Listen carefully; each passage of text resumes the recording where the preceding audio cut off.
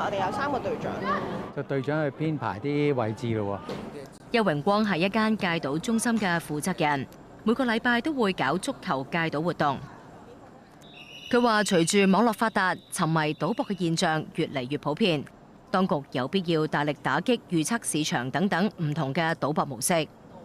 隨住個網嘅發達同埋大家用手機用得好普遍咧，所謂預測市場咧，其實將會係有一個對社會一個好大嘅衝擊，亦都好多人咧會係俾佢拉扯咗入去。一嚟佢喺外國嘅網站啦，咁二嚟咧佢亦都冇一啲嘅規限或者一啲嘅管制咧，咁其實嗰個變咗一個好似冇掩雞籠咁自出自入，咁亦都係啲錢咧就會流動得好緊要。咁所以